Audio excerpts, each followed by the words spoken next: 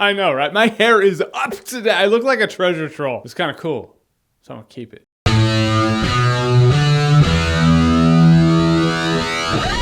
Horrible Bosses 2. So Horrible Bosses 2 is the sequel to Horrible Bosses. You remember Horrible Bosses, the three guys who had bosses and they all hated them, so they're like, hey, let's kill our bosses. In Horrible Bosses 2, the same three guys have come up with an idea. The shower pal is a thing that goes in the shower and gets you cleaner faster. So they want to go into business for themselves. So they partner up with Christoph Waltz and his kid Chris Pine in this movie, and those two screw these three guys over because getting screwed over is kind of their lot in life. So they're like, all right, we need to get back at them, and now we have a new movie called Horrible Bosses 2. So first of all, these three guys in this movie, they're a great trio. Comedically, they're good because you got Charlie Day, he's like the idiot, he's the crazy one. Jason Bateman's like the quiet, methodical type A left brain personality. Then Jason Sudoku, he's the crude guy, he's the loud one, he's the perv of the entire group. So you have these three guys now taking on like these millionaires. It's a huge organization. I thought that was awesome because you gotta step that shit up. Chris Pine's a big douche in the movie. It's funny how douchey Chris Pine is until it stops being as funny. Then you're like, all right, dude, shut up. I am actually going to give me the gun. I'm gonna shoot him. I'm gonna shoot him. Then the movie does what sequels usually do, which they have their stride, they're doing fine. Then it tries to give you twists and turns because it wants to be clever, and one twist is fine in the movie. Then it does a few of them, and you're like, all right, you're not making the usual suspects here, man. Just make us laugh. Good example of that for me is Dumb and Dumber 2. It was a dumbass movie, for sure, but I laughed a lot in that movie. This movie was a dumbass movie, but I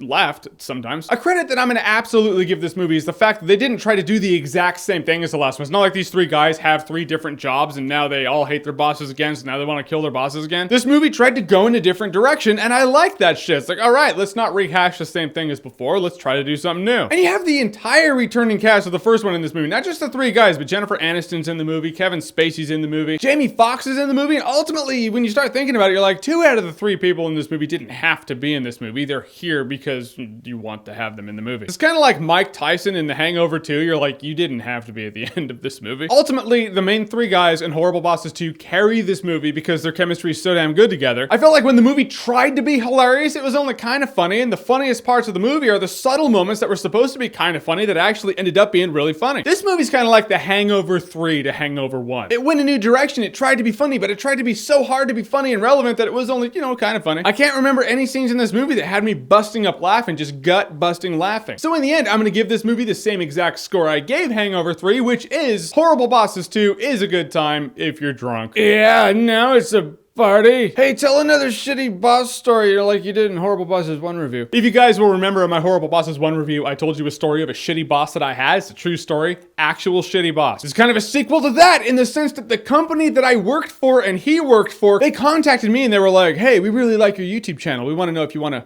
partner up with us. This partnership may be beneficial for both our sakes. I messaged back, and I swear to God, I started the message by saying, this is the email I've been waiting for all my life. Then I went on to say, look, I know that the 16-year-old kid, they probably had to email me. You have nothing to do with what I'm about to tell you, so just know that I'm not biting your head off at all. That being said, you should know a few things. And that is, I've worked for the shitty company that you have worked for. I have worked overtime hours, and I've seen them move my overtime hours onto my next paycheck to avoid paying me overtime. I dealt with shitty man-child managers. I dealt with an HR department that would do nothing about any problem I had when contacted. I saw arguably the worst boss I've ever had bully and intimidate 16-year-old kids, like teenage kids just trying to get a few extra dollars. I want you to send this up the chain, up the corporate ladder of the company that you work for, so hopefully the owners or the executives, whoever needs to see it, can see it. Let them know that I said, quote, I will eat shit and die before I work with your company on any level ever again. That felt pretty good. So people, companies, CEOs, managers, whoever, don't let shitty people work for you because that might cost you something that you might want later on in life. So do you have a shitty, horrible boss story, and who was it? And did you ever get to tell them to go fuck themselves? Whatever it is, comment below, let me know. And as always, if you like what you've seen here and you want to see more, click right here to see more.